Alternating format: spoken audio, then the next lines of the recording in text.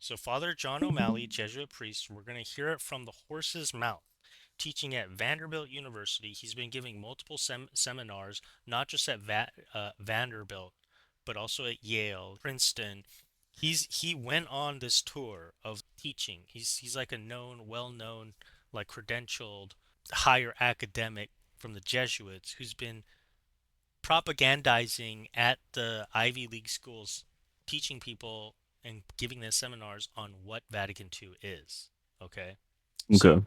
for the past 30 years, people who go to these universities, like quote unquote our leaders in our government, in our country, this is the rendition of Vatican II that they've been conditioned by.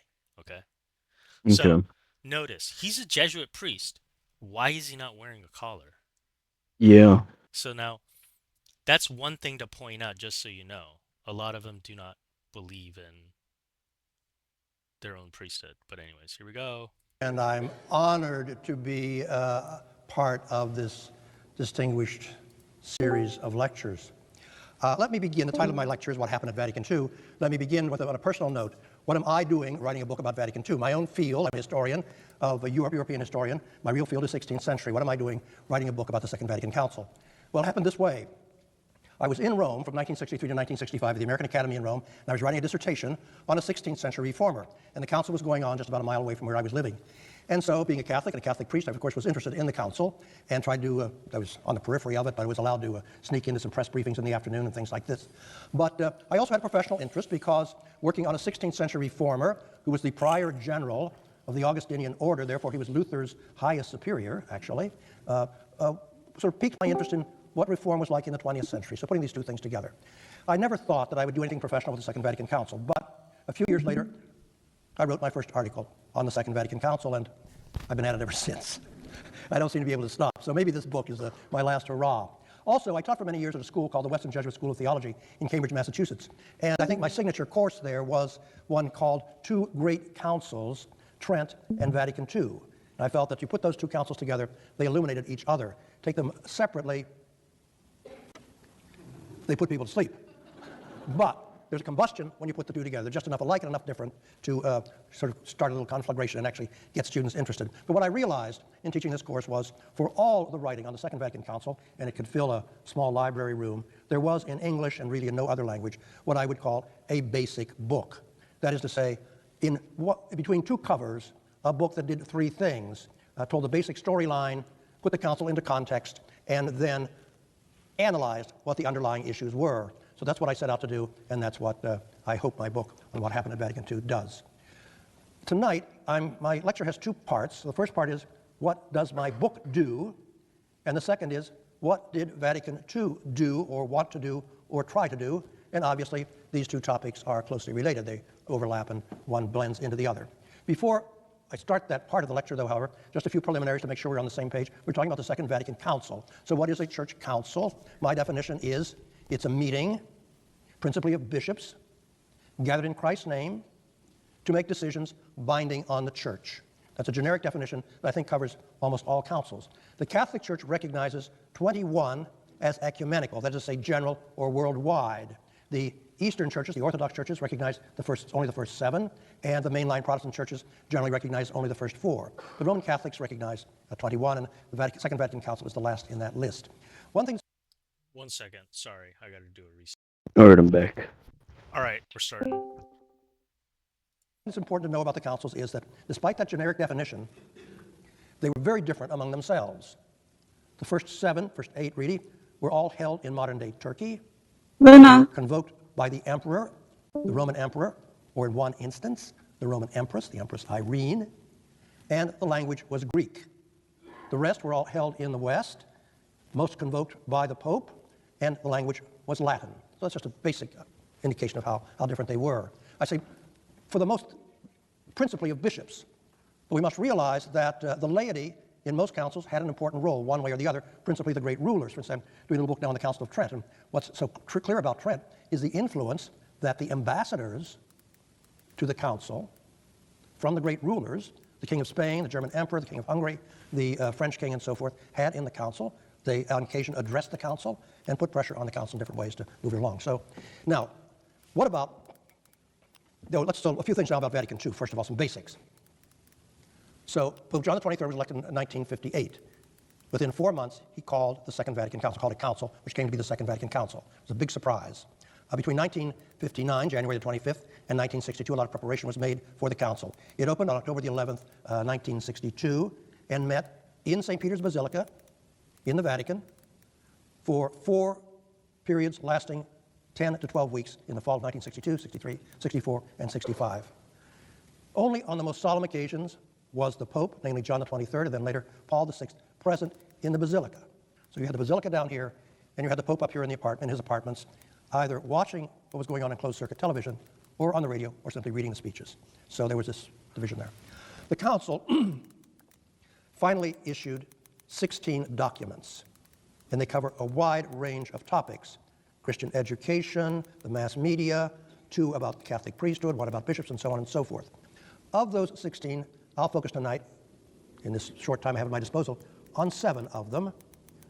The 4 constitutions, which were the documents of highest rank and sort of the touchstone for interpreting the council: the decree on the liturgy, a decree on revelation and the Bible, a decree on the church, and then a decree on the church in the modern world. Then there are 3 other documents that are much lesser rank, but are in some ways just as important. One was a decree on ecumenism, a decree on relationship with non-Christian religions, especially Islam and Judaism, and then a decree on religious liberty, or church-state, if you will. So these are sort of the focus point of what I have to say tonight. So what does my book do? Let's move to the main issue here. I'm going to just focus on 4 things it does. One thing it does, it says has a lot in there about procedures in the council. We tend not to pay much attention to that, but it's extremely important. Any of you who have ever been on a committee, you know that how the procedures go, to a large extent, indicate what the outcome is going to be. The procedures for Vatican II were sort of makeshift. They put them together as they went. That had a lot of disadvantages. One of the major shortcomings was that there was no clear indication as to how and through what media the Pope would communicate with the Assembly. That caused a great deal of confusion during the council. So this issue that was an issue in Catholicism in every council except Vatican I, of the relationship between the council and the papacy, was a big issue in Vatican II. How does that work precisely? One initiative that Pope Paul VI took was to remove 4 items from the agenda of the council. One was the reform of the Roman Curia, which was a very hot issue in the first months of the council. It's a hot issue today. Another was celibacy for priests, which came up in the 3rd period of the council, just kind of on the side, but Paul took that off the agenda, I think to the great relief of most of the bishops, because it would have been an issue very hard to handle in the council. The 3rd issue was birth control, because this was already being handled by a papal commission. And then the 4th one was a more technical thing about how the bishops were to relate to the Pope through the bishops' synods, so won't spend much time on that. So that's just to kind of put you in the framework of how the council operated, what was on the agenda, what was not on the agenda. So the second point I want to make is, what were some special features of the council? What set it off from other councils before it? Well, the first and most obvious feature was its immense dimensions. I call it the biggest meeting in the history of the world. Now, I've been spreading that propaganda all over the country, and nobody's been able to prove me wrong, so I'm going to try to foist it on you tonight. And what I mean is a meeting. That is to say, it's not just a gathering. It's not like an International Olympic Games or something like that, but a meeting where everybody's supposed to work, something's supposed to happen. In St. Peter's, at any given moment during the council, there were generally about 2,100 to 2,200 bishops. During the council, there were about 400 accredited theologians, plus a lot of theologians that bishops had as their private theologians, secretaries, ushers, so it was huge simply in terms of the number of people. Also, the geographic spread. 116 different countries were represented, and everyone was supposed to take part. Along with this size, the documentation is absolutely overwhelming. The official acts of the council, practically all in Latin, are 53 folio volumes. Ask the Catholics. The correlative documentation for the Council of Trent is 17 volumes, but that's everything, whereas for Vatican II, that's simply the official documentation. Besides that, you've got all the correspondence, you've got the memoirs, you've got all sorts of other things, to say nothing of newspaper articles and all these other pieces. Another feature of Vatican II that's special is its unlimited scope. Except for those 4 items I mentioned, the Council was ready to address just about any issue. When the Council was being prepared, John the 23rd sent a letter to every bishop, to the Roman congregations, as I say, those bureaus in Rome, of the Roman Curia, and to every university in the world that held a papal charter, and asked them, with all freedom, to send in items for the agenda. It was completely open. Well, I indicated to you there were these 16 documents that they finally ended up with, boiled down from about 75 that they began with. So that's another feature about it. Another special feature is the very early emergence of what was called the majority. That is to say, the large number of bishops who seem to stand together, though from different cultures and so forth, on just about every issue. Majority hardly captures the reality. It's more like virtual unanimity for a gathering that big, because the number in this majority were anywhere from 85% to about 92% on any given vote. So Yeah. it's kind of almost a virtual unanimity, I would call it. A special feature of Vatican II, which was extremely important, and we tend to forget, was the presence of the media. The Council 82 was to of 90% great interest approval worldwide. and Matter of fact, everything. I indicate my age, it was front page news. It's when people read newspapers. It was front page news. When the Council opened, there were 100 journalists accredited to the Vatican for the Council. This meant that there was a back and forth between what was going on in the Council and what was going on outside, and a feedback back and forth that influenced the Council. Moreover, for the first time in history, what happened in a Council was discussed over the dinner table of even working-class Catholic families. People were interested in what was going on. Many Catholics were shocked when they found out there were all these differences of opinions among Catholics on different issues. So I take the First Lateran Council, 1122. How many people knew that was going on at the time? Well, let's be generous and say 300 in all Europe. How many cared what was going on? Divide it by half. So this makes a big difference, and it's a special characteristic of Vatican II, and that's why, this is my lecture tomorrow, that's why this whole problem of interpretation is so out in the field now, because people are concerned. I mean, it's not something just happened over there, it was a concern of church leadership. Another special feature of Vatican II is, for the first time in history for a council, an awareness of historical change. The 19th century was a great century of historical enthusiasm, Darwin and all that. And people now knew and were very much aware that it was not always thus. And it's true about Catholic teaching, Catholic practices, and so forth. So how do you deal with this? A big issue at the Council. And then finally, the problem of the style of discourse the Council adopted. Vatican II talks differently from other councils. You've seen the documents of Vatican II, probably many of you.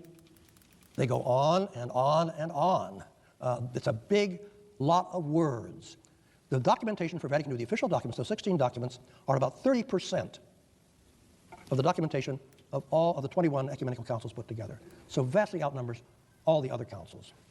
I'll come back to this issue of style later, but for me it's a crucial one, as you know. Now what about content? Or what about context, I mean? We'll never understand Vatican II unless we understand the context, because what is missing in the documents and what's missing today in so much of the discussion about Vatican II is a keen sense of before and after. Let me just go through very quickly part of the context. First of all, the context in scholarship, what happened. I've already given you the key to it, this historical approach to sacred subjects. It begins with the Bible, that now the Bible is being put into its historical context, what's in the Bible compared with other Near Eastern religions, the whole question of miracles raised, how does this work, and finally a consensus emerging among Catholic and non-Catholic exegetes, Protestant exegetes, about how to approach the Bible with a kind of a critical historical method, and in so doing, change the Bible from a database from which one picked doctrines and arguments to a revelation of the living God. So, Bible, big biblical scholarship, big part of the background. Liturgy. In the Catholic Church, a kind of liturgical revival began in France, the Monastery of Salem, early part of the 19th century, with studies about the history of liturgy, the use of the devotion of the liturgy as a center for Catholic devotion. This was taken up especially by the Benedictines. And again, the study of liturgy as something that has changed something that is adaptable up to a certain point, and a realization that what had happened in Catholic liturgy by the beginning of the 20th century or the middle of the 19th century was a total passivity on the part of the congregation. That my parents, for instance, went to Mass faithfully, and they went there and they recited their rosary. What was going on in church was kind of not paid much attention to because they went to Mass to say the rosary. So a big change there. So full and active participation. Liturgy's taken different forms. A third revival, the fathers of the church. So those early... So keep that in mind. A huge point was the Mass. Okay. Christian writers Yeah. of the 4th, 5th, 6th centuries I know he's covering a wrote lot in a of different shit, style but it's important. from the scholastic and neo-scholastic authors that work out of the norm in Catholic theological training and discourse at the time. So there's room for maneuver here. There are... So again, one, they wanted to reform the Mass, and two, they wanted to consider other theological styles other than the scholastic method. Okay. different theological methods. And what appealed about the theology of the fathers was it was so directly pastorally oriented, because it came from the fathers' sermons and their direct pastoral activity. And then finally, let me mention Reformation studies.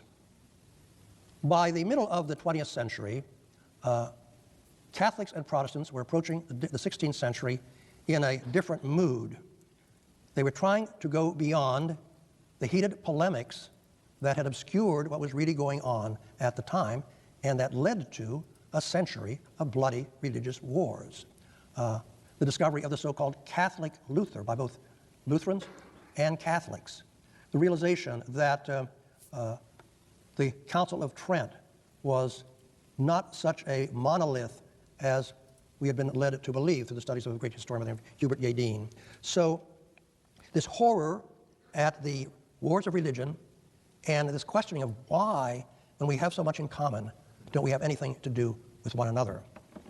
That's one whole aspect of what was going on in terms of context. Another was in terms of happenings. Just a few things. The rise of socialism and communism. What this did for Pope Leo XIII was kind of shock him into saying, well, the church is not just about eternal salvation. It has a stake in this world. It has a stake in justice issues, which resulted in his encyclical Rerum Novarum in 1891. So this encyclical was badly received by many Catholics who felt the church had no business talking about such matters, and especially taking the side of the laboring class, and a matter of fact, validating their right to meet and to form what we would call unions to work against management. But at any rate, important thing. There was the ecumenical movement among Protestants trying to find a middle way to alleviate these divisions, which was especially acute in mission areas. You've got a Lutheran there, you've got an Episcopalian there, you've got a Baptist there, you've got a Catholic there. They're all Christians. Very confusing to people who haven't lived through Western history. Obvious happening, the Holocaust. By the time the council met, 1962, the Holocaust was finally emerging from the shadows. People knew about it, but now people were beginning to write about it and sort of face it squarely. Germany, a Christian country, strongly Lutheran, strongly Catholic, and this happened. Wow. Another very interesting thing from the Catholic point of view was, after the Second World War, the emergence of Christian democracy. Not so surprising for us in the United States, but on the continent, in the 19th century, up until the Second World War, in Spain, Italy, France, Germany, Catholics were marginalized in the political sphere or had marginalized themselves. What happens after the war is, in Germany, Christian Democrats emerge, and this was led by Roman Catholics. Adenauer in Germany, Schumann and de Gaulle in France, and de Gasperi in Italy. The church, the official church in Europe, was in favor of return to the monarchy. This was true up until, always being sort of modulated and so forth, till 1944, when Pius XII gave a famous address saying, well, maybe democracy is the way of the future, and it's more in keeping with human dignity. One half of the address was on that issue. The second half of the address was asking for the formation of an international body, which turned out to be the United Nations, to kind of try to keep the peace among nations. Wait, what year was that? Yeah. Yeah, what year was this? What? Right now, what he's talking about. Like, what year is this taking place? Are you talking about Vatican II? Or what he's currently describing? Like, Or you're talking about the United Nations? No, I thought this was. I thought he was talking about like Pope Leo or like some development Okay, what development? thereafter. We were talking about like communism and like that the church should have like a stake in worldly affairs, and then he's So going in so about you know the democracy. UN is like that was pushed by the Vatican, the United Nations. Oh, I didn't know that, dude. Yeah, it's the UN is literally the Vatican's baby.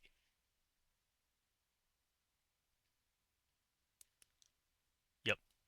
That's That's why crazy. like when we look at it now in retrospect, it's like, was there Freemasonic infiltration? Yeah, That so I mean that's part of like what has always been under contention even JP during JP2's time and like all the neocons and everything. This relationship has been there since Vatican II.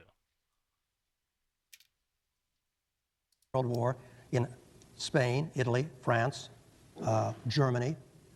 Catholics were marginalized in the political sphere or had marginalized themselves. What happens after the war is, in Germany, Christian Democrats emerge, and this was led by Roman Catholics. Adenauer in Germany, Schumann and de Gaulle in France, and de Gasperi in Italy. The church, of the official church in Europe, was in favor of return to the monarchy. This was true up until, always being sort of modulated and so forth, until 1944 when Pius XII gave a famous address saying, well, maybe democracy is the way of the future, and it's 1944. more in keeping with human dignity. Pius One XII. half of the address was on that issue. The second half of the address was asking for the formation of an international body, which turned out to be the United Nations, to Yeah. kind of try to keep the peace among nations. So human dignity So and literally participation. after World War The II. end of colonialism. Okay, This was a okay, big shock yeah. to the missionaries.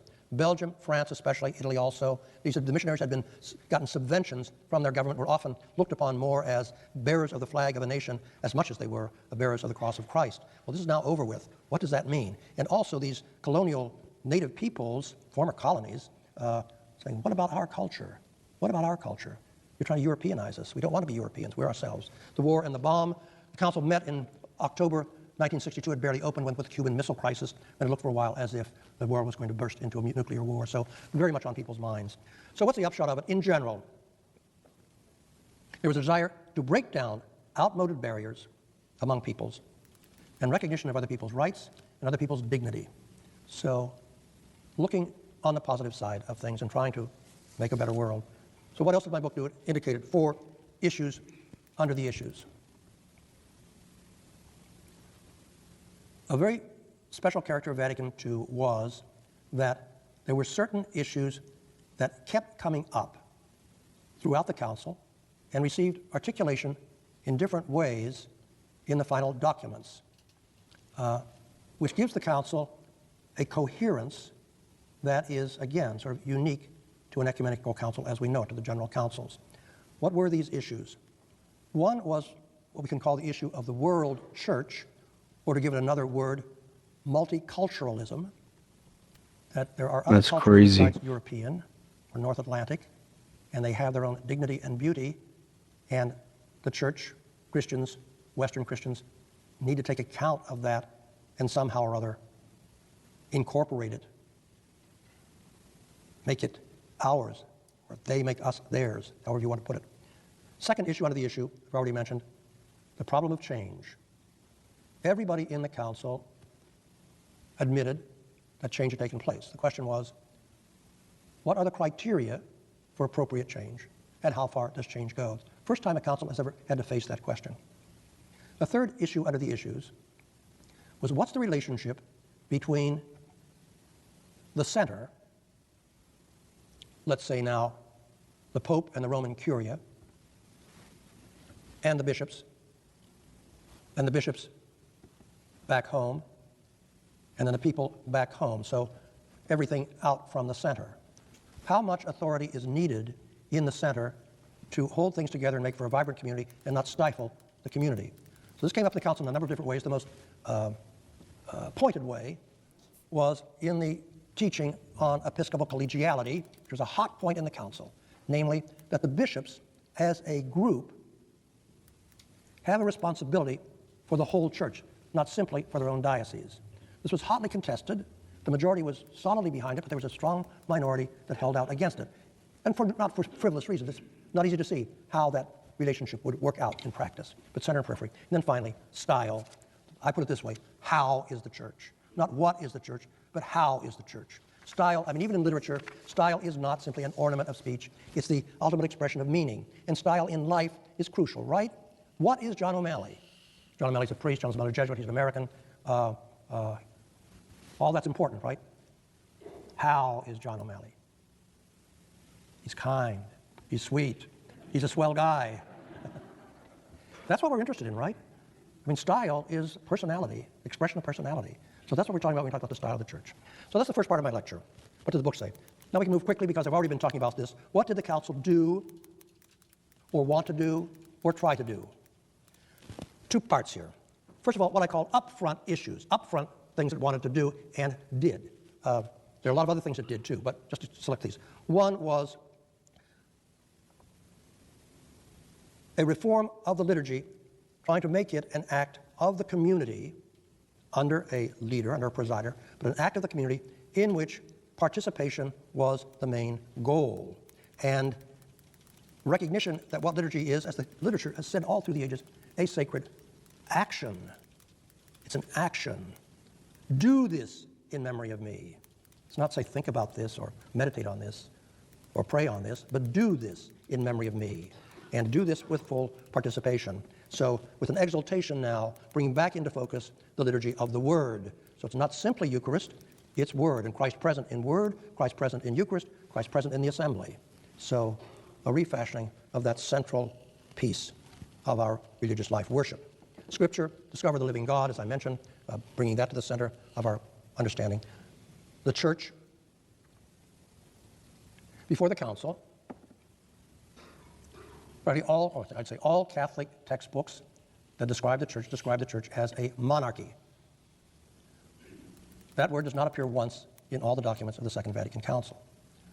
So the Council affirmed again and again the hierarchical structure of the church, including the primacy of the Pope, but wanted also to emphasize the flock, the house of God, the people of God, and the collegial nature of our life together as Christians, beginning with the bishops, but all the way down the whole range of our offices in the church. Second sort of set of things the council did: a decree on ecumenism. The Catholic Church did not start the ecumenical movement. That was a Protestant movement. Church hands off for a while and then sort of tentative to it, but the council comes through very strongly. We tend to forget the difference that's made in our lives. Do you get that? Yeah. The ecumenism was not a Catholic thing, it was a Protestant thing. And And they brought it in and made it their own. he's trying to make the case that Vatican II was open to it. Yeah. But just to be clear, right before these Jesuits tried to smuggle it in, it wasn't a Catholic thing, it was a Protestant thing. The only ecumenical effort that the Catholic Church was trying to elaborate on and substantiate was the ecumenical efforts towards the Eastern Orthodox. That's Yeah. what was in the agenda from Vatican I, and that's what they were trying to redress at Vatican II. He leaves the big portion out, which is the connection between Vatican I and Vatican II. He cleverly just says there were certain agenda items that Pope Paul VI took out. Those agenda items were part of the original schema of Vatican I. The reason why Vatican I was incomplete is because it had to be cut off early because of political reasons. Literally, at the time, I forgot who's the ruler of Italy, was literally invading into the Vatican city-state. And the Pope was literally running out from he was escaping through the tunnels right after they closed the council. Yeah. They were literally at the doors of the gate wall. The Italian army was literally at the walls of the Vatican, and they had to end the council, and then they couldn't finish all the agenda items. Those are the agenda items that were supposed to be part of Vatican II or the schema, and then when it was happening, Pope Paul VI started picking and choosing what agenda items he wanted to be discussed at Vatican II. And Yeah. in this confusion, he's trying to set this up as, oh, this is the first time that the media is involved and Catholics and are talking for the first time and they're disagreeing and all this stuff. And then the Protestants are invited and they want to be ecumenical. And do you see how convoluted this gets? Yeah, man. I think it seems as though like the reason they've been losing their spirit is because they're trying to open themselves up too much. Like they're trying to gain ground in all of these different areas at the same time. Again, in the history of the church, he did kind of cover it. There had only been 21 ecumenical councils and there's been 3 disciplinary councils. Okay. Um, at least in the Roman Catholic Church. So it's not the fact. So every ecumenical council doesn't have to be a declarative, like it doesn't have. Every ecumenical council doesn't have to have infallible statements within it. Technically speaking, if we look at history, because there are those 3 disciplinary councils that were also ecumenical councils, they didn't pronounce any new doctrine, right? Or they didn't clarify any new doctrine. But this council wasn't a disciplinary council and it wasn't pronouncing any new infallible clarification. And it just became what it is. Anyways, sorry, I'll continue. No, Let me take no, this no. one This is part really quick. important. No, yeah, yeah. Yeah. When I was growing up as a boy, we could not Virgin, are go you to a watching? wedding or even a funeral of a Protestant friend or relative. There was in the Catholic Manual of Moral Theology a admonition or a teaching that a nun in a Catholic hospital could not call a Protestant minister for a Protestant who was dying, because that would be to sort of give the idea that Protestantism was okay. I mean, to us today, that sounds like unbelievable, but that's the way it was. So that was an extremely important. Do you see how he's just sneaking in an anecdotal story from his own Yeah, personal experience and he's saying, "Oh, that's just how it was." It's like yeah, that's not true either. yeah. So maybe in his case, but And then I think like Change. he's also trying to make the point where it's like he's giving this one shitty anecdotal example to see how like uptight, how uptight like the church was with this, these perspectives back then, and how like the changes now is like, that much better. Therefore, like Vatican II is better. yeah, so it's justified. This is all post hoc rationalization.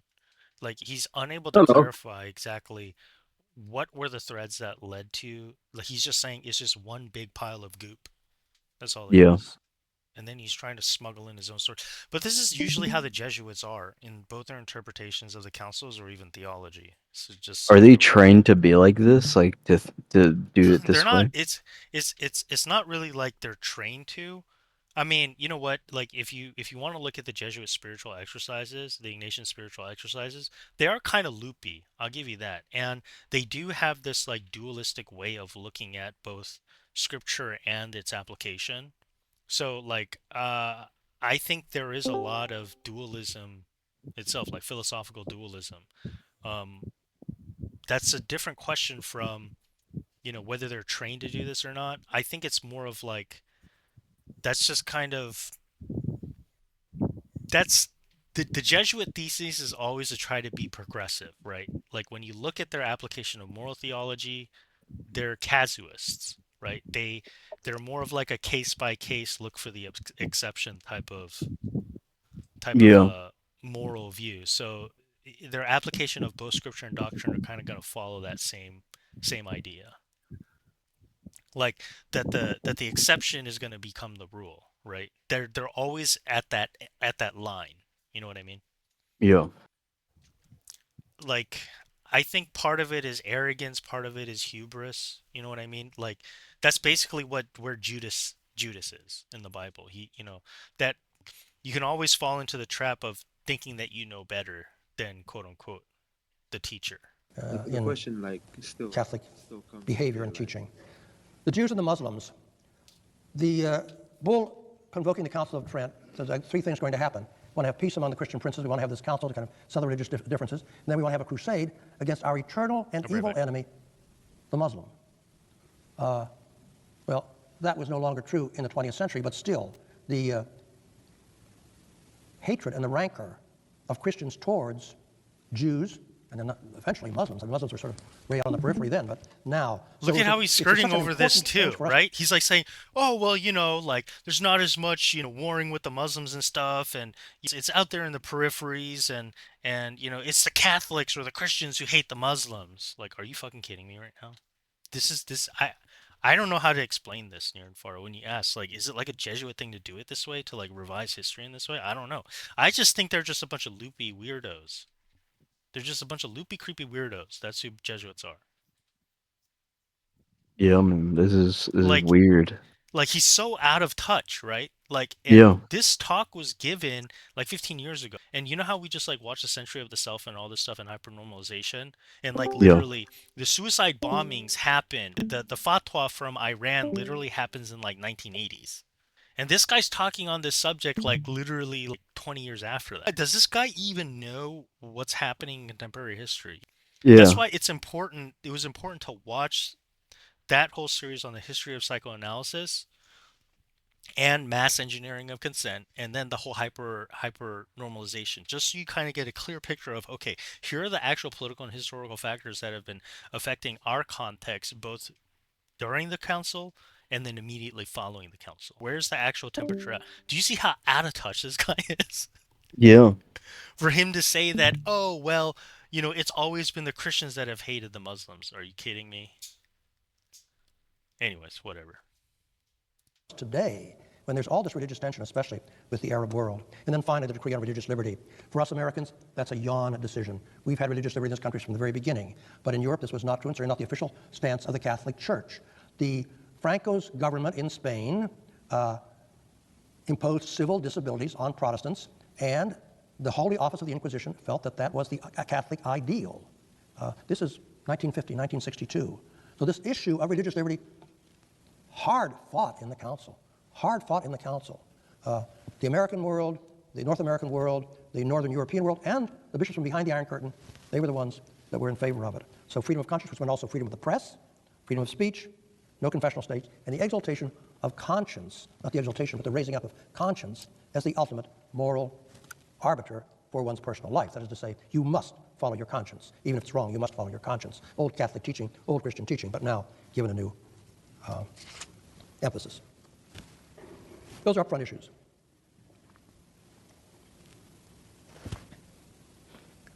But there was a more profound and far-reaching issue that we don't pay much attention to, although it's sometimes, we know it's there, sometimes used to be spoken of as the spirit of the council, but it's hard to articulate it, so I'm going to try to articulate it for you tonight.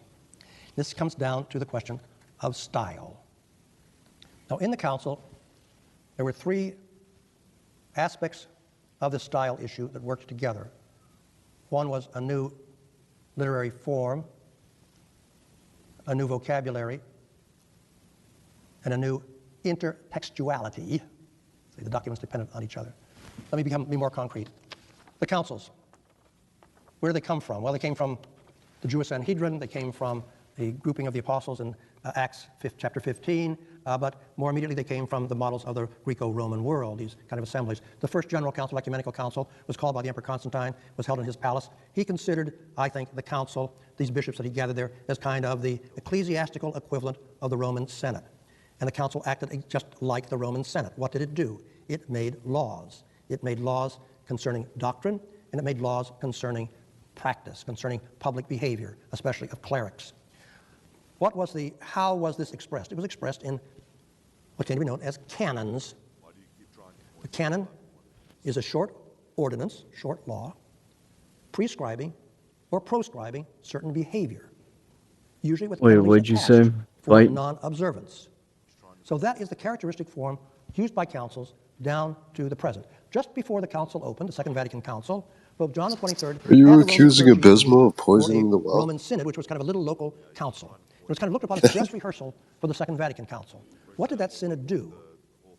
It published 751 canons. Do this, don't do that, and if you don't do this, bingo. Here's a penalty for you. It's basically directed to priests, but lady got in there sometimes too. So what's curious about the Second Vatican Council is there's not a single canon. Completely abandons that form. What does it put in its place?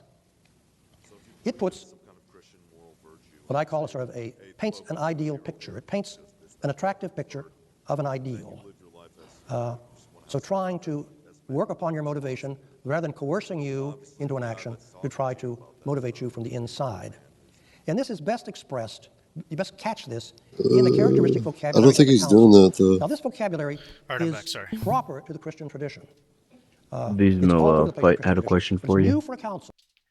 All right, we're gonna continue. Broken this down. There You're are all just these distracting. horizontal words: brothers and sisters, people of God, collegiality.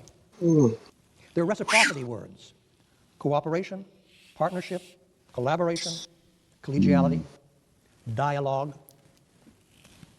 Friendship words: human family, brothers and sisters again. Dignity words: dignity of labor, dignity of family, dignity of each individual, dignity of work, dignity of marriage, dignity of the world. Change words: development, evolution, progress. Service words: Christ is prophet, priest, and king. King is redefined as servant, the servant leader. Interiority words: joy, love, hope, grief, conscience, spiritual adulthood, dignity. I quote from the final doctrine of the Council on the Church of the Modern World about conscience. Deep within their consciences, individuals discover a law that they did not make for themselves, but they are bound to obey, whose voice ever summoning them to love and to do what is good and avoid what is evil rings in their hearts. Absent are words of alienation, enmity, threat, coercion, punishment, and anathema. So the Council is really kind of holding up an ideal of holiness. It's a certain kind of holiness, too, which is a holiness engaged in the world. So it's not a world-hating asceticism. It doesn't have any polemic. It's not a polemicist looking for weaknesses in others. So it's a holiness that's within the world. It's not a world-hating holiness. So the definition of something that is holy or sacred is to be set apart. So Yeah. I'm just pointing that out, right? Because this is like clear equivocation that the Jesuits have to maintain to stay at that edge, quote unquote, of the edge of considering the exception against the general rule. Yeah. The general rule is that what is sacred or holy is to be set apart. But because he wants to consider the exception, he's willing to vacate the actual content of what it means to be sacred in the first place. And he's creating this false dichotomy between what it means to be holy within the world and what it means to be a holy away from the world. That if it's away from the world, then it's hating the world. Does that make sense? Yeah, yeah, no, I get you. So it's Francis isn't the only one doing it. This is the Jesuit worldview. Not fault-finding, not the powerful coercing others, not the Christian more interested in behavior modification than in internal assent. Now, I have this little litany. It must be balanced, of course, but just to give you, sort of illustrate, dramatize what I'm talking about. So the movement was from commands to invitations, from monologue to dialogue, from laws to ideals, from threats to persuasion, from ruling to serving, from hostility to friendship, from rivalry to partnership, from suspicion to trust, from withdrawal to engagement, from passive acceptance to active participation, from behavior modification These are all to false conversion of dichotomies. hearts. Yeah. So what the Council was asking really was for a kind of conversion and a shift in core values. A shift in core values. Yeah, you See, could clip that. do you remember when we talked about Henry Bergson Yeah. and his influence on both Jacques Maritain and Gary Lagrange, who were Yeah. both Thomistic thinkers? They were students of Henry Bergson. And Henry Bergson came up with that idea of the fabulation function. So he talks about the fabulation function of a static religion or static morality versus a dynamic religion or a dynamic morality. So that's also been proven to be a false dichotomy in our conventional cognitive science. We can kind of go over that again at some other point in the some other point after this. Like I don't want to get into the cognitive science stuff yet until you get like the full picture of where these Jesuits are and how they're interpreting the council. Okay. Yeah.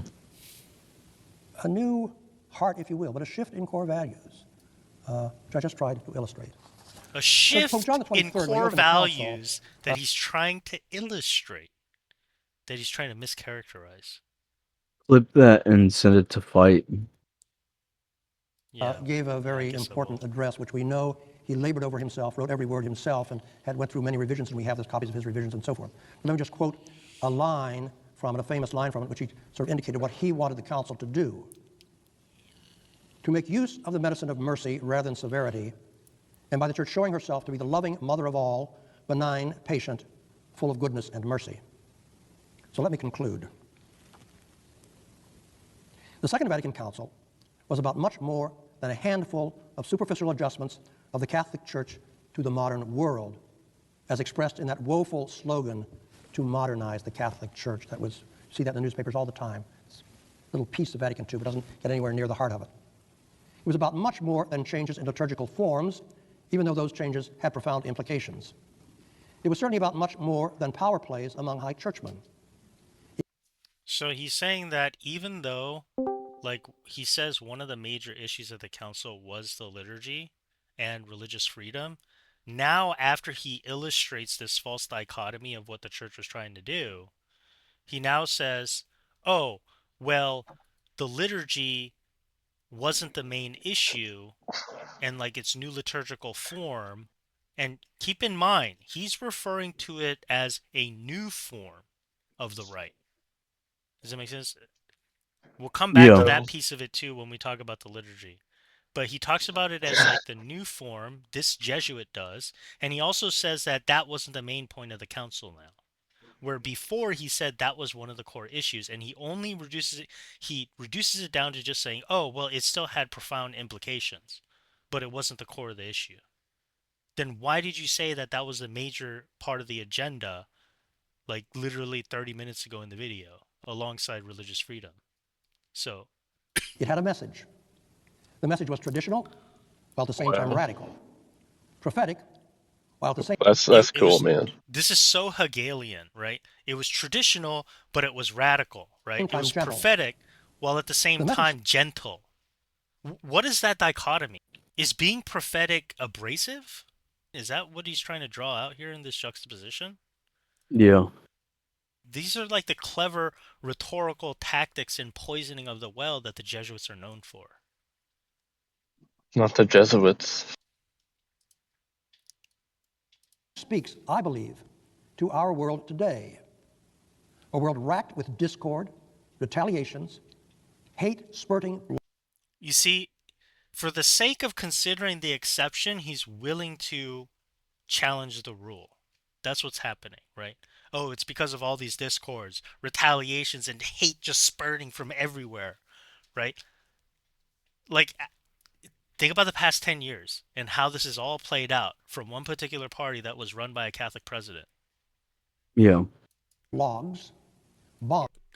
Last 4 years by a Catholic president, Joe Biden, but for the past 10 years by like Catholic, quote unquote, politicians. Yeah. Terrorist attacks, fear mongering, threats of nuclear proliferation, a danger to all life. The message is profoundly countercultural, while at the same time responding to the deepest yearnings of the human heart. Countercultural, yet responding to the deepest yearnings of the human heart. Isn't that why being countercultural is appealing in the first place? Yeah. Why is it dichotomous? I don't understand this. This is another false dichotomy. Do you think it's like a way to obfuscate? It is. Yeah. It's absolute obfuscation. They're hedging they're hedging towards one way of interpreting it, the council, as the authentic interpretation. He's not providing an interpretation. What he's trying to do, he's spreading propaganda about how to read the council. I don't know, No, I maybe you get. agree. No, dude. Oh my god. No, this makes sense. This is just pure propaganda. Like Like, this is the way it seems to be worded and all of this shit. Like this is like a type of, what do they call it? Not damage control, but like it's for people like Fight to engineering of get the consent. Yeah, yeah, like to get people like Fight and Princess, like to get those people to not bat an eye. It's like, when we were watching the whole history of psychoanalysis, and it's like part of the reason why the engineering of consent works is because it gives people, right, of being part of the quote unquote in group, Mm. motivated by their fear that if they're not part of the group outside, then they're not going to survive, right?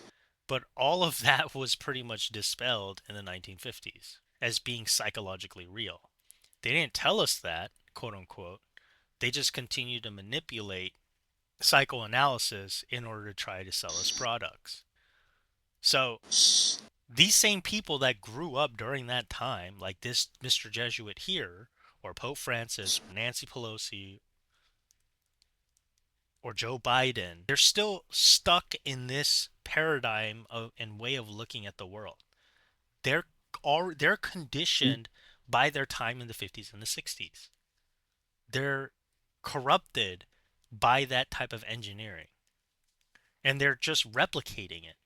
They Yeah, they're chose the bringing easy it way in. out back then. Yeah, they chose the easy way back out then, and they're just replicating what they know because they don't know what they don't know. Yeah. It's a sickness. It's a psychological sick. It's a cognitive sickness, in my opinion. Peace on earth, goodwill to men. Thank you.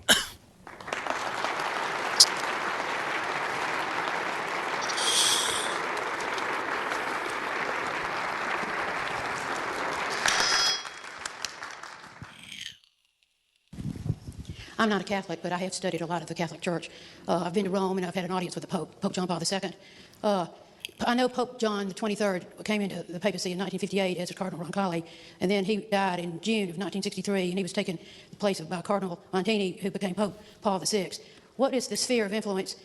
When Vatican II was over, who had more of the sphere of influence over the Vatican II Council, Pope John the 23rd or Pope Paul VI? That's a good question. I hope you all heard it. Who had more influence over the final outcome of Vatican II than Pope John the 23rd or Pope Paul the VI? It's a good question. It's hard to answer.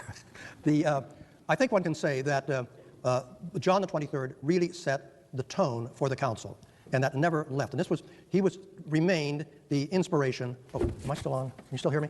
Yeah. The inspiration for the way the council developed, right? So the whole issue of collegiality and all those issues were ones that were sort of very much in the John the 23rd line. Paul VI was also very much in the camp of most of those impulses. He read Those widely. He was impulses. very well informed about French culture. He uses a lot of psychoanalytical language, doesn't he? You Yeah. notice this? Yeah. Do you think Both they were ecclesiastic. trained like in their backgrounds like to kind of use this type of like um I don't think they were trained. The words I'm using is they were conditioned. okay That's what so I'm trying to say. so That's like why they the picked it history of up, yeah. psychoanalysis matters because back in the 50s and 60s, those were the words that were being used at that time to talk about self-actualization or whether they're, going to re-examine their repressed desires or not. So Yeah. like literally in the 1920s, their parents are the ones that grew up in the 1920s and were affected by Freudian psychoanalysis. So when they get to the 50s and there's this like watershed shift from Freud to Carl Jung and self-actual the human potential movement, they become part of the human potential movement. So they're still using psychoanalytical language to talk about cultural shifts or cultural changes. So for them, Vatican II was a cultural event. It wasn't just a church council or an ecumenical council about doctrine, it was a cultural event. So he uses words like impulse or like a shifting of the core values. This is all ambiguous language. Or he's talking about like those dichotomies where it's like prophetic but gentle and what was the other one? He said yeah, it was I forgot the other one, but it was the one that came before the antecedent one where it's like a dichotomy about the, countercultural but to, But oh yeah, the countercultural, but um, the human heart yearns responding for. to the yearnings of the human heart. Yeah. Yeah. It's like, what is this? Is like, this is all human potential self-actualization language. It's all Yeah. psychoanalytical language. There's nothing philosophical about this language. Yeah, and like this is kind of like a very stark contrast to like let's say like like the hardcore reasoning and the Or logic behind something in like Thomas, like what even um of like spiritual writing. Like, we're yeah. reading Bernard of Clairvaux, right? That's why Yeah. like this topic, I wanted to kind of include this topic as well in the discussions. Like, you guys seem like spiritual guys. I'm going to show you the actual spiritual writings from actual saints during Oh that time and how no! they talk about the yearnings of the heart, right? Yeah. And it's all this ladder, right? The spiritual ladder is between humility and the truth. It's very practical. Yeah. Yeah, This is just a bunch of ambiguous psychoanalytical language. But this is the way that the boomers talk about spiritual things. And then they try to gaslight the rest of us in not understanding the Vatican II. And not have like a good comprehensive systematized way of like reasoning. You could just be like, well, prophetic, but gentle and countercultural, but like what I'm saying? Like it is like the opposite. It's ambiguous and it's false, Yeah. and it's just a bunch of false dichotomies. There's no there. Yeah. Yeah, He's not exactly. asking for a synthesis. What he's asking for you to do is to hold two things in contradiction. Yeah. And that's a Hegelian approach. I don't think that's the right approach. It's not practical. But then they're like, oh, but the whole council, the purpose is to be practical about the daily lives. That's why it's practical. Well, so you haven't given any instructions. You're just making shit up. you know what's even more trippy? They actually believe they're doing God's work. Yeah, that's the other That's the trippy scary part. part. That's correct. These people are cognitively impaired. They're literally they are disaffected because of the history of psychoanalysis at the time. They're outdated. So that part of Century of the Self where they're literally saying, like, in the 50s, the CIA was literally trying to figure out a way to use Freudian psychoanalysis to try to erase people's memories and then try to feed them Yeah, to like brainwash affirmatives. them. Exactly. So the CIA was trying to do that clandestinely. What do you think uh, the psychoanalysts in public were doing? They were Exactly. trying As to soon as they engineer infiltrated the people. universities, Yeah, they were trying to precisely. They were trying to engineer people in the same way, both in the universities and also through advertising for profit. So this guy grew up during that period, right? He was literally at the Vatican at the start of the council in the 60s. So he was in his 20s, his early 20s. Sorry. I like that my grandma, Personal she's culture. like, you know how there's like different boomers? There's like the socialistic, feminine Nazi, and she's like 80 protesting. And then you have like my grandma, hardcore boomer, a stay at home mom all her life. And she's literally a giga chad. She's super red pill. But I mean, she wasn't conditioned through the university. She never went for that type of education. But now, now you just have generations of people who went under the indoctrination, and there's no way to actually turn things in reverse until this is the theory they have to die off. And you have to immediately restructure the educational system, which is why when Trump says these things about restructuring the educational system to have nationalistic values and none of the socialistic communist crap and get it out of school, it's kind of a big deal. I mean, It is, but I mean, what are they even aware of this stuff? I don't know. Yeah, like I think they are. this is well, I don't know, like that was like the part of contention, right? Like they might have just been absorbing a lot of this stuff through osmosis, like Correct. culturally, but Yep. um I That's why think the that history of psychoanalysis matters. Sorry. no, I was just gonna say like because ultimately, if you want to commit some type of change or give like a prescription for some type of like motive or pursuing some type of like path. In the past, before all the psychoanalysis, again, like it's very like you have to develop like this sort of like arithmetic logic. Like there has to be like a systematic or systematized like here's like the thesis, and everything has to follow logically as to how it fits and makes sense. But now, like the things that they want to achieve, it's not gonna have a like you can't. It's not gonna have like this logical basis.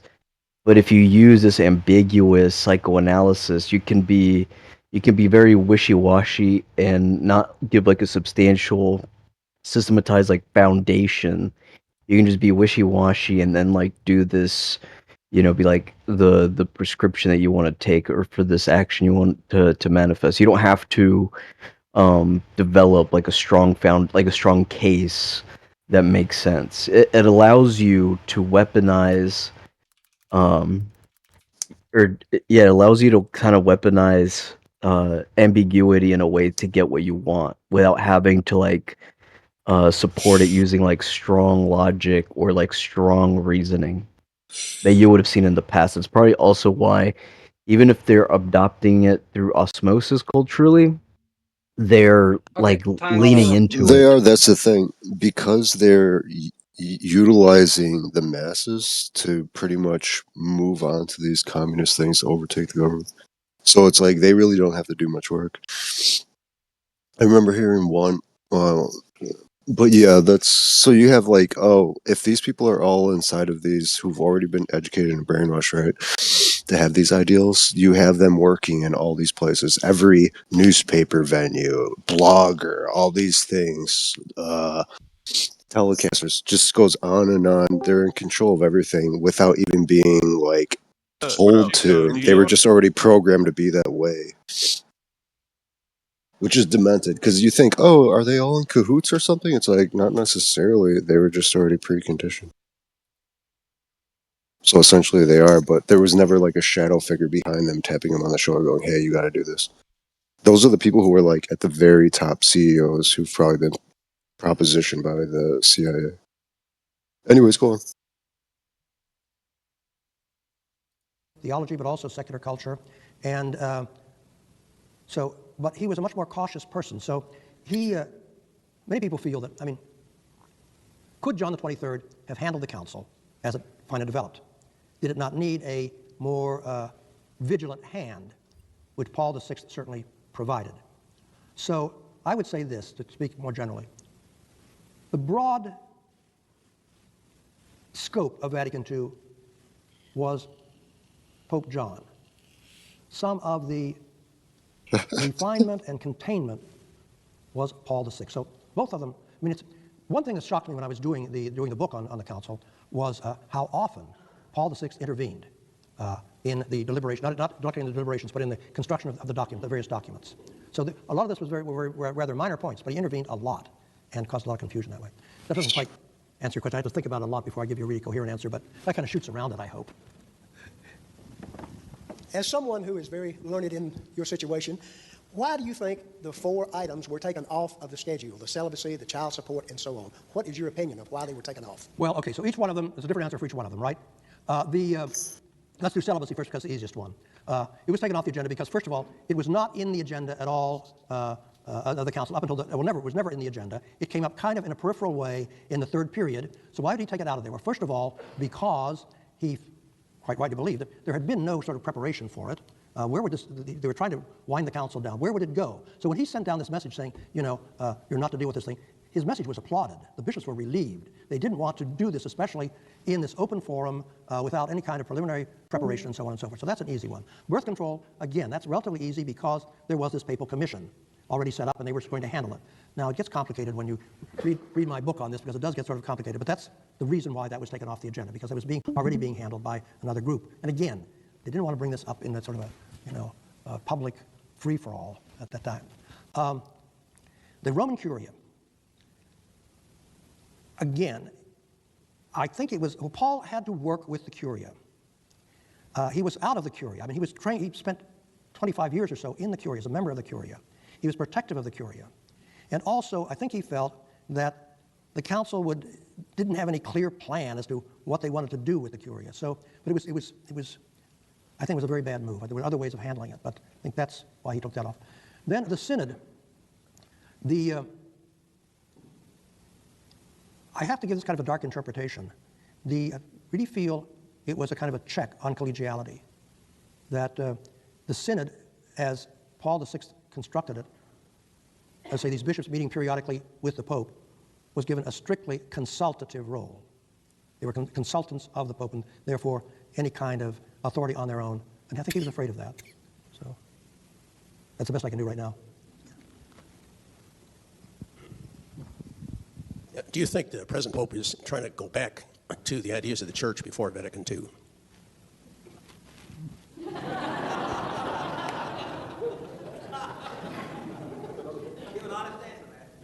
Yes. So that's during Pope Benedict. Yeah. So this is 15 years ago, right? And the question that's asked is, do you believe that the present Pope is trying to go back beyond Vatican II? And then do you see how he responds with, yes, it was like a freaking smile on his face? Yeah. When we actually look at Pope Benedict, he's the one trying to say that, oh, when it comes to the Mass, it's two forms of the same rite. So he contradicts himself and he provides a philosophically untenable, unsustainable or interpretation of Sacrosanctum Concilium.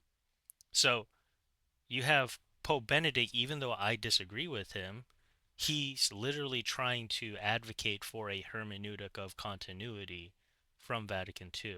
And then you have Jesuits like him snicker in the background, riding on the whole, oh, Benedict is a conservative, pope that's trying to cancel the council.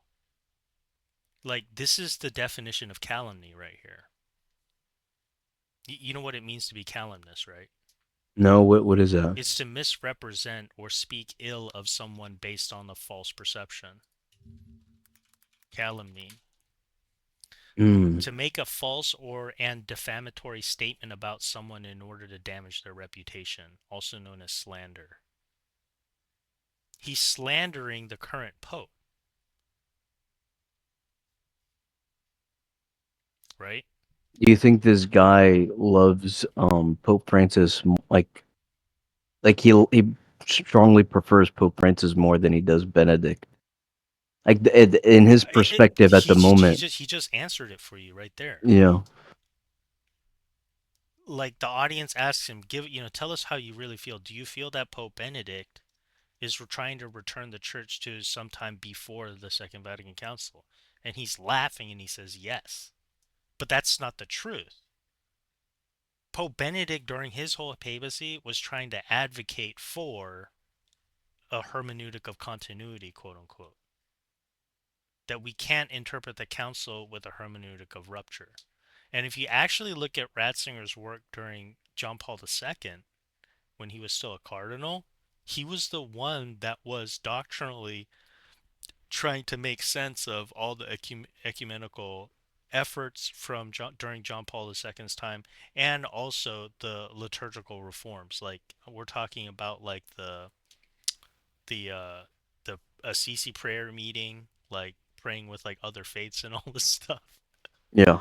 Ratzinger was the one that was, clarifying the doctrine at the time. So it's really disingenuous for a Jesuit like this.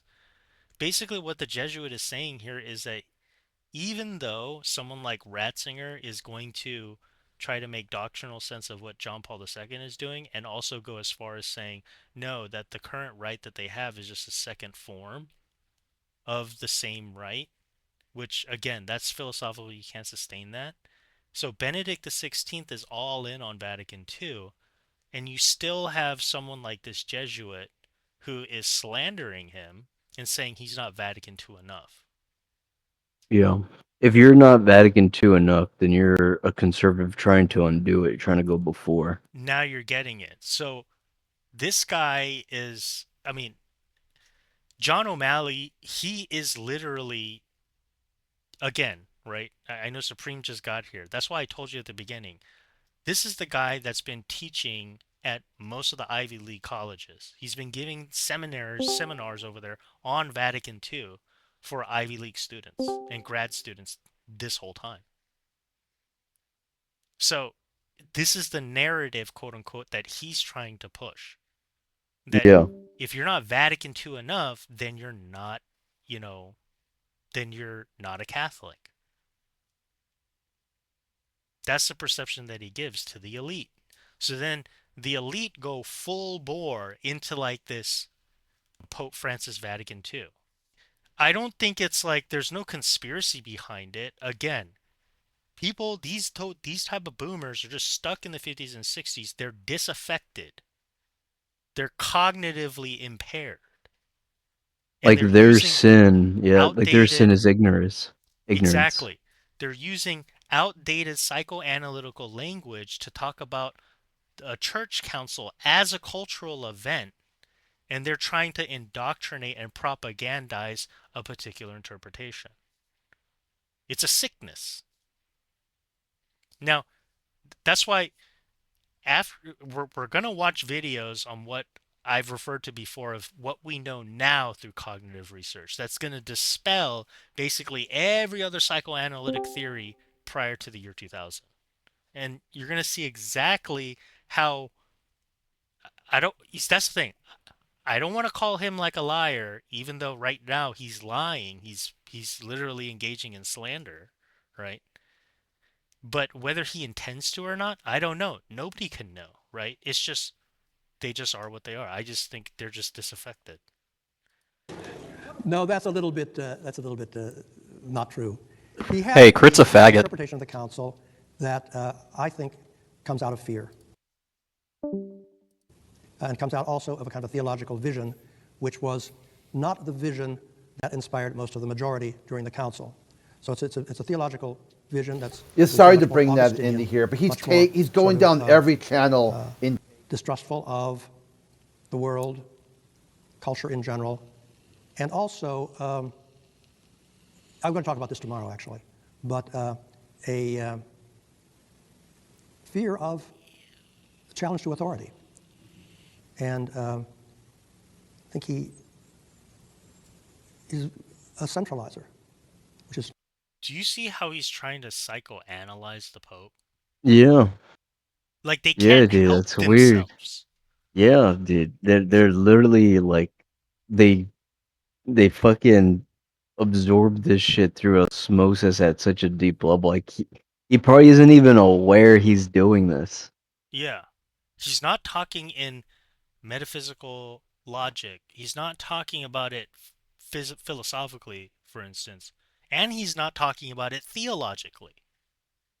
He could talk about the theology of Benedict XVI and how he sees the theology not in comport with the Vatican II documents. He could do that, but instead he's choosing to psychoanalyze the Pope. This is not it's exactly so what Vatican II was all disingenuous. about. So I think if you look at what the council was trying to He's do, like he's a centralizer of what Vatican II was all about. Like, what are you talking about?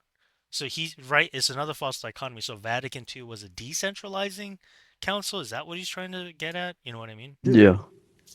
and some of the recent moves that the Holy See has taken, it is a damper, to say the least, on what the council was about.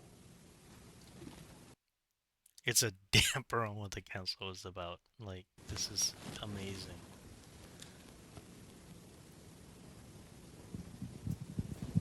To what extent did the input or participation of women have to do with the ideas on birth control and things like abortion that the council took up? None. First of all, birth control at the council was really not handled at the council. Now, in the commission, as it was expanded, there were women on the commission, the papal commission dealing with birth control. So in that department, they did have as much role as the lay men did. Abortion was not actually, abortion, the council had a statement against abortion, but it was not an issue it just was assumed. There was no discussion of abortion, so it was just not, it was wrong. So it didn't really enter into the council dialogue. It was just not an issue at that time. As it was in most churches, it was simply not an issue. Yeah. Where do you think the rest of the church is in relation to Vatican II. There is the sense, certainly among many of us, that, we're going back to what was before Vatican II. And it's hard for me to discern where most, quote, most Catholics, most of the laity, even many of the clergy and the bishops are. If we were to hold another ecumenical council, what do you think would happen? Okay, I'll just take that last part. No ecumenical council now. I'm often asked, when do you think we'll have a Vatican III? And I say, I hope never. I hope we have Rio de Janeiro 1. I hope we have Manila 1. Maybe we have Nashville 1. But one of the problems with the Second Vatican Council was it was a Vatican Council. That is to say, so Pope John the 23rd is held in St. Peter's. Makes a lot of sense practically. It's a big basilica. They've got all the apparatus there to do it and so on and so forth. But what you did, you put the Curia in charge of the council, because all the council congregations, commissions, were headed by members of the Curia. So that all at once you're in a certain sphere. Just regarding your bigger question, I don't think anybody knows. I don't know how you could possibly answer it. I just don't know. Each of us has his own experience or her own experience of it. I don't know any survey broad enough to be able to answer it. Yeah, dude, he's like stuck in this psychoanalysis, talking about surveys and shit. One of the main reasons why the council was greatly successful was that the theologians of the world were there to teach the bishops, give them an understanding, the historicity and other things. Would that be a correct statement to make? Yes, it is. I just say that for the bishops, the council was a 4-year-long seminar. I mean, they went to these lectures by these theologians. They talked to them in coffee breaks and in the evening, went dinner with them, and so on and so forth. So it was a very intense 4-year theology seminar for many of the bishops. A lot of the bishops, of course, were very au courant theologically, but most of them had a seminary education. They were away from a long time, and they needed an updating, and they got it, and they got it in a very intense way. But, look at the Council of Trent. How did that operate? Very interesting. They would have an issue. They would kind of have a little short documents of 4 or 5 points, and they would give this to the theologians at the council. And in some periods of the council, the theologians outnumbered the bishops. Then what happened? The bishops, as a group, would sit there, and one by one, the theologians would give their opinions. So they listened to all these theologians. Only then did the bishops begin to speak. So that was also a kind of seminar for the bishops. Since that was so successful, why is it today, or is it not true today, that what has caused a great separation between the theologians of the church, the papacy, and the bishops? It's a bad situation. It's a bad situation when the research division is not talking to management, when the management's not talking to the research division. I'm not here to distribute praise or blame one way or the other, and I think it's no one here is innocent, no one totally guilty, but it's not a good situation. And it really is like two worlds, not talking to one another and yet part of the whole church. So some people would say that the Holy See has not been even-handed in the voices the theologians it listens to, and thus this has helped create this division. I'd like to ask, you just finished bringing out the divisions there and the problems with theologians and the bishops, the papacy. Maybe tomorrow you mentioned it, but I'd like to know if you have any thoughts at this time about those kinds of issues you mentioned of celibacy and all of those others that have been placed on the side. They've not gone away, and I sense and see that there's no conversation going on any of those, what you might say are the people's issues. I don't see any avenue of communication whatsoever. And this really speaks a lot of that fear you spoke of. And I think I just would like to hear your understanding of that, because our people in many ways have seen a kind of dismantling of the Second Vatican Council. Very methodical, by the way, over these 40 years. And I just wonder if you had any comment on that. Well, my own view is that problems that are suppressed and repressed and so forth don't go away. They keep popping up. And the birth control. Did you catch this? Yeah, dude, it's nonstop with this guy. Non-stop, this psychoanalytical, diagnosing of the cultural event and the way people receive it. Wait, what was his example for? It was repressing and suppressing Yeah, and repressing. yeah. So we'll go back to the question. So the guy is asking, why is it that like the people's concerns are not coming up, right? It seems like so then the way he talks about it, we'll just hear what he has to say, On okay? any of those, what you might say Yeah. are the people's issues, I don't see any avenue of communication whatsoever. And this really speaks a lot of that fear you spoke of. And Of that I think it's a very fear you spoke of, right? Yeah. Remember I told you in Freudian psychoanalysis, right? It's the libidinal forces and the fear, right? Those two primal instincts, quote unquote, according to Freud, that are repressed, right? And have to be controlled. Yeah. I just would like to hear your understanding of that, because our people, in many ways, have seen a kind of dismantling of the Second Vatican Council. Very methodical, by the way, over these 40 years. And I just wonder if you had any comment on that. Well, I mean, my own view is that problems that are suppressed and repressed and so forth don't go away. They keep popping up. And So if you were to start criticizing that Vatican II has gone too far, then guys like him are going to look at you and be like, well, you might have a psychological issue because you might be repressing something. Yeah. Now do you get it? It's, Yeah. again, this talk is at Vanderbilt. There are other talks that he gives on Vatican II, like at Princeton and Yale. He's like the quote unquote authority about how to interpret Vatican II, or was, for all the Ivy League schools. And you have, I think that guy was a professor who just asked this literal question. So it becomes a freaking echo chamber of this psychobabble That's at our crazy. highest universities. Yeah, they're like gaslighting each other. the birth control issue and the celibacy issue, just those two issues, they don't go away. And one of the problems with Vatican II was, in my opinion, that the lid had been kept on so tight in Catholicism in the 19th and early 20th century that there were all kinds of these issues, like the liturgy issue, the scripture issue, and so on and so forth, were just kind of waiting to, so they're going to explode. Then you get a big mess. Whereas if you try to handle them as they come up, I mean, unpleasant and difficult and messy as they are, at least you're dealing with it in a healthy way. And I think it's not a healthy way. That's all like psychoanalysis framework. So, That's yeah. yeah, like it is, right? Psychoanalytical, like reframing.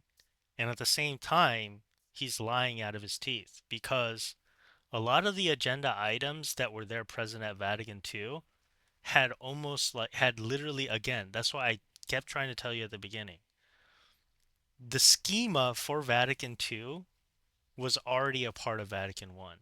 So the discussions about liturgy and scripture, like liturgy reform or like some sort of, I don't want to get into like the whole history of like the liturgical reform now, but just so you know, it was a matter of the Benedictine monasteries and theologians practiced the Tridentine rite in a much more robust way. There was much more Gregorian music, there was much more scripture readings because uh, in the monasteries they're doing the breviary, right?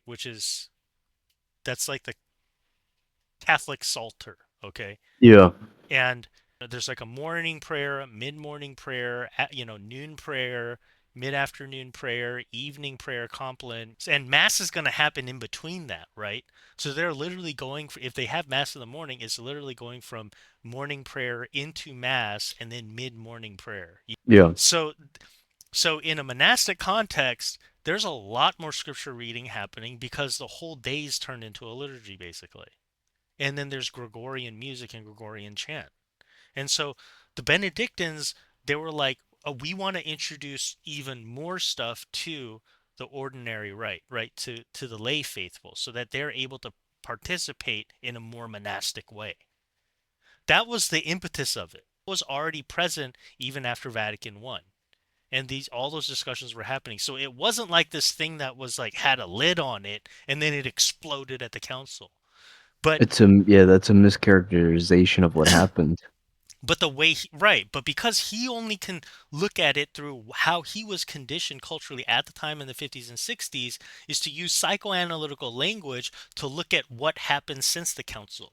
Because Mm. he's talking almost 50 years after the council, and yeah, it did become a mess. And the only way that his mind can grapple with it is, in this Freudian way that, it was all these repressed desires, fears, and libidinal forces, and then it just exploded at the fucking council. Yeah, and then his solution is very much still like in that psychoanalysis framework where it's like whereas like if these issues as they rise, you grab it and then you like work through it as they arise, like that's a more healthy alternative. So like even like the solution kind of is in this like psychoanalysis framework.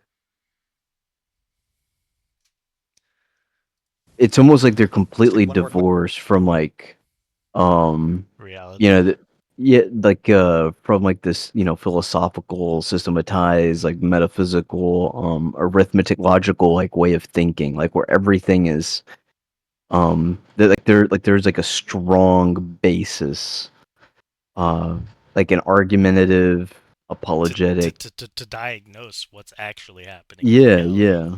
It's like going from it's like the difference between being a rocket scientist or something and having all these equations to describe reality and to engineer your way out of out of a problem, to going through some like new age spiritual like woo woo bullshit. Like it's a completely different plane of To a existence. pseudoscience. So Yeah, psychoanalysis is a pseudoscience. It's proven now through cognitive research. It's yeah. nothing more than a pseudoscience. Like, we've dispelled a lot of the paradoxes within psychotheory. And we're going to get there. I'll show you. Because Question?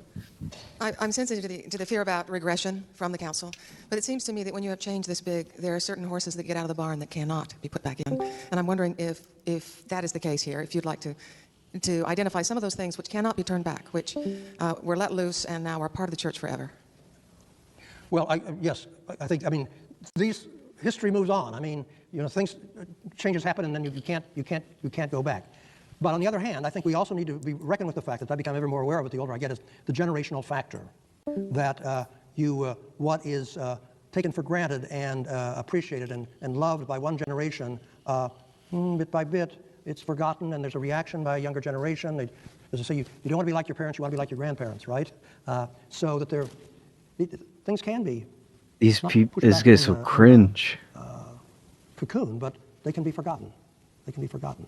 So, I don't know if sobering thought. wait, pause it. Okay, Joe, one last one. This is it. I don't know if this guy is if this is what he's getting to, but it's almost as if he would with that little picture he was painting of like, oh yeah, the kids, they get away from the parents and they might want to return to what the way the grandparents are. It's like a way of like dismissing. This is like the way I was like seeing it is like he like the people who are wanting to get away from Vatican II and return to something beforehand is like the your teenager son trying to adopt like the grandparents' attitude as a way to be counter to like the parents, that are trying to parent in this way or whatever. he's assuming that the parents know more in that Yeah, analogy, right? yeah, That though. So, I mean, yeah, so he's totally he's totally not addressing the actual problem in that, even in that analogy. yeah. Like, I mean, is the problem the grandparents, or is the problem a real freaking problem? Yeah, He's just gonna blame the teenager regardless. yeah, O'Malley S.J, a number of top theologians came together to oppose O'Malley S.J. At a time like right now where it's so important for leadership, is there any possibility that the theologians can get together as a group and provide that leadership that the bishops are not providing? Well, They have the nerve, courage, or what? I don't know. I mean, it's the whole situation is so against it. I mean, they'll get together and they'll make a statement, and these will just be these wild liberal theologians talking. What are they going to do? They have no power. I'm speaking as a historian. I'm not a theologian, right? They have no power. So Well then, I live in Washington. My home, Ohio. your hope. Oh, where's my hope? Oh.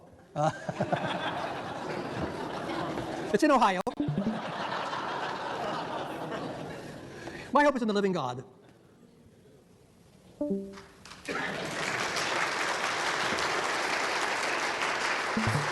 Thank you, Professor O'Malley, and thank all of you for coming out this evening. Please join us in the refectory for a...